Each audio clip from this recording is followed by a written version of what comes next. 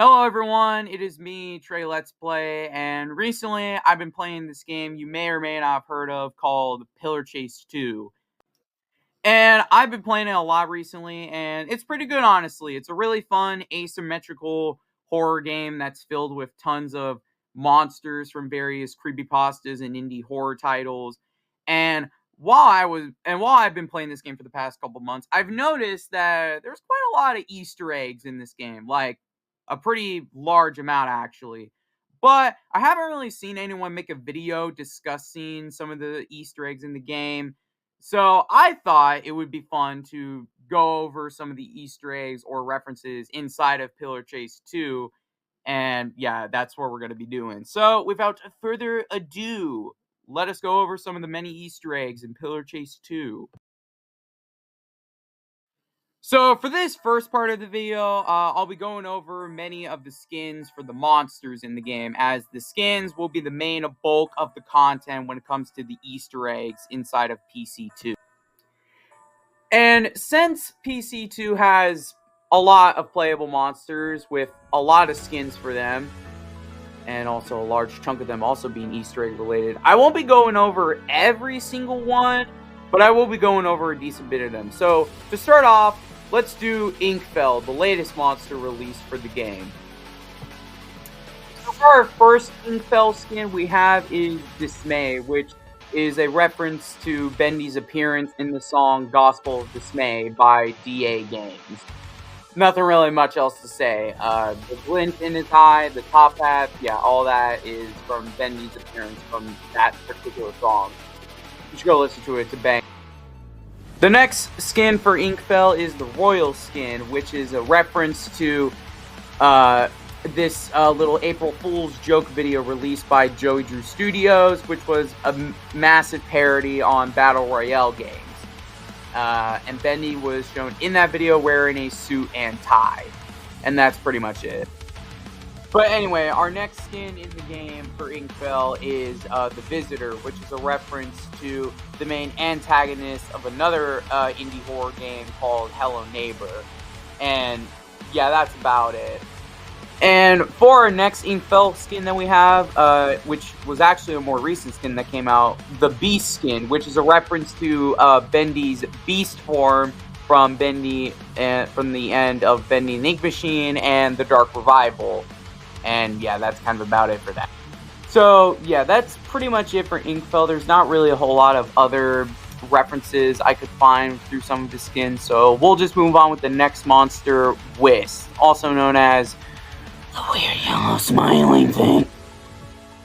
So to start off with Whist, we have his first three blue skins that you can unlock, which are all named Clyde, Blinky, and Inky, which are all the names of the ghosts that you face in Pac-Man. Because, you know, Whist is a horror monster based off of Pac-Man. But yeah, that's it for that one. But for the next skin we have is called Off-Brand, which is based off of the Off-Brand plushies of Whist that were being sold in various online places. And yeah, I guess Blade thought it was funny enough to put it in the game, so here we are with the Off-Brand skin.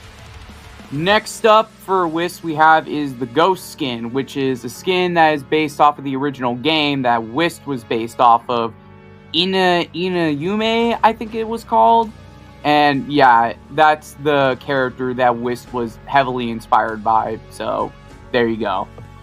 And for the final skin for Whist for now is the Retro Ghost skin, which is based off the appearance of the ghosts in Pac-Man when you eat a power pellet and they turn into these blue ghost things, and that's pretty much it.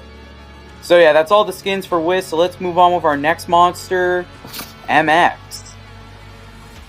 To start off with MX, we have his Victim skin, which is a reference to the main protagonist of Mario 85, Lucas. And then we have the purple skin for MX, which I'm sure that's certainly a reference to Halloween. Next up we have is the Grand skin, which is a reference to the character Grandad, who appeared in a bootleg Flintstones game called Mario 7. And most people probably know about him because of Vine Sauce Joel, who played the game and then had the very famous Granddad line on YouTube. And yeah, that's pretty much it. And then next up we have is the L skin, which is a reference to an EXE named Mr. L by Mr. Pixel Productions, who originates from the game TooLate.exe.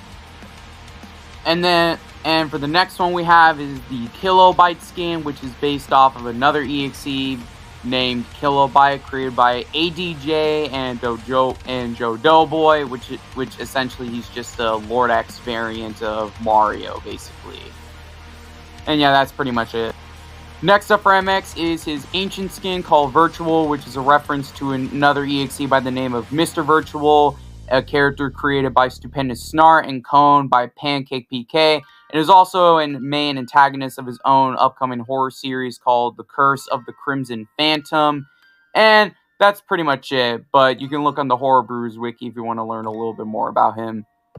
Next up is MX's Speed skin, another rare skin that is an Easter egg to Sonic the Hedgehog, and that's really about it. Not much to say.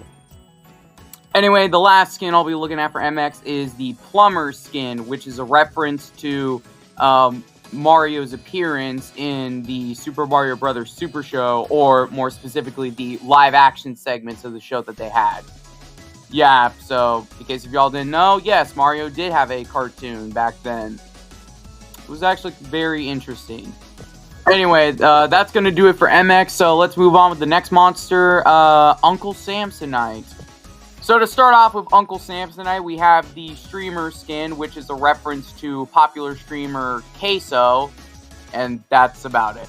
Next up we have is the green one skin, which is a reference to the character Shrek from the DreamWorks movie series Shrek.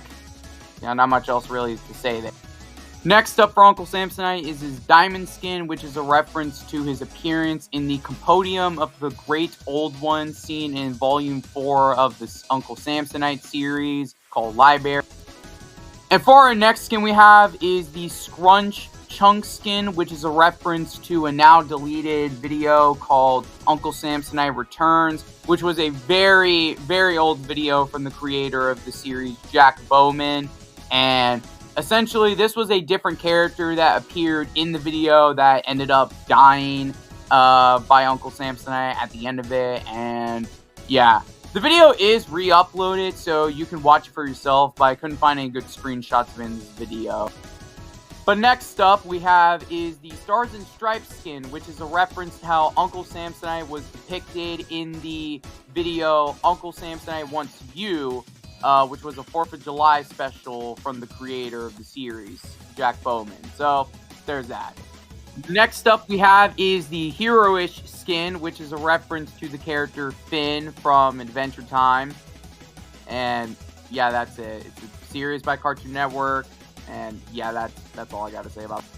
But anyway, next up we got is the Dippin' skin, which is a reference to the character Dipper from the show called Gravity Falls. Love that show, by the way. Y'all should go check it out.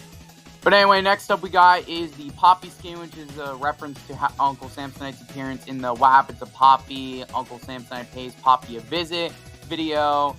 And that's pretty much it. It's very strange like the rest of the series. But anyway, last up for Uncle Samsonite is his Pumpkin skin, which is a reference to Uncle Samsonite Volume 3 Trick or Treat Halloween special video. And yeah, that's pretty much it. But anyway, that's going to be it for Uncle Samsonite. So I'm going to do one more monster for this section, and that monster is going to be Springtrap from the funny Five Nights at Freddy's game. So yeah, let's do Springy Boy here. So to start off with Springtrap, we got the yellow rabbit skin, which is a reference to Spring Bonnie's appearance in the new Five Nights at Freddy's movie that came out last year. And yeah, that's about it. Anyway, next up we got the Fox, Chick, Bunny, and Bear skin, which are all references to the main 4 characters of Five Nights at Freddy's: Freddy, Foxy, Bonnie, and Chica. And yeah. Next up we got is the Ignited skin, which is a reference to a Five Nights at Freddy's fan game called The Joy of Creation, specifically the Halloween edition by Nixon. Next up we have is Blank, which I'm pretty sure is a reference to another fan game character named Blank, who hails from the Five Nights at Candy series of games. Next up we have is the Burn Trap skin, which is a reference to Springtrap's appearance in Five Nights at Freddy's Security Breach. Next up we have is his Halloween skin, Clown, which is a reference to an actual skin from a Five Nights at Freddy's game called Special Delivery. And yeah, that's pretty much it. Next up and last one is the Ancient skin called Pixelated, which is a reference to his pixelated appearance in the Fnaf in the final mini game in Fnaf 3. And yeah, that's about it. But anyway, that's going to be it for Springtrap, and that's going to be it for this section overall. Yeah, I know we didn't go over all the monster skins in the game, but don't worry, I will probably do it for another video. It's just this one is, it's already long enough. So let us move on with the next section.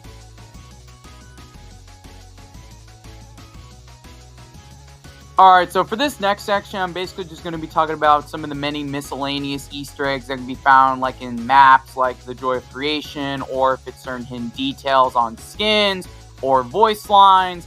And I'm just going to go over some of the ones that I liked or thought were pretty interesting. So, let's do it.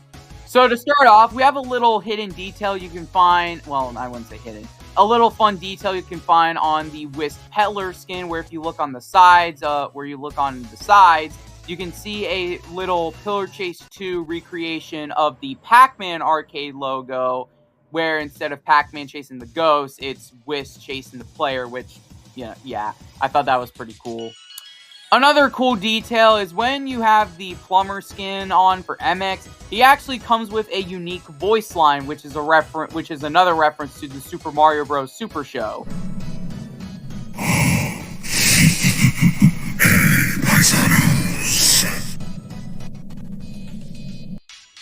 Next up, we got some collectible items found in the map, the Joy of Creation. First up we have is the item called Clementine's Hat, which is a reference to the character Clementine from the Walking Dead Telltale game series. Next up we have is the item called Kratos' Axe, which is a reference to the Leviathan Axe from the more recent God of War games, specifically God of War 2018 and God of War Ragnarok. Next up is the page item, which is a reference to Slender, the 8 pages, the drawing of it specifically. There's also the ring, which is another reference to Sonic the Hedgehog. Then there's also the green cup that you can find, which has the famous meme of Mike Wazowski's face from Monsters, Inc., but instead it has Sully's face plastered on it. And when you pick it up, Mike Wazowski's scream plays, which is from this scene from the movie. Yeah, sure, step aside, kid. We're not. Yeah! Next up is an item called Garfield's Donut, which is a reference to the character Garfield the cat himself. But when you pick up the donut, it says a unique voice line. I know where you live. The line itself is from the Garfield show. And it's also a reference to a meme where Garfield would say the line and then, like, pull up a location of a country or an IP address or something. But anyway, that's going to do it for this video. I know there was a lot of other Easter eggs I didn't really talk about, like the other monster skins of the game. But this video did take me a lot longer to make than I would like to admit. So I will potentially make another video, a sequel to this, most likely in the future. But I hope you all enjoyed this video regardless, and I will see you all in the next video. Have a good night, and stay safe.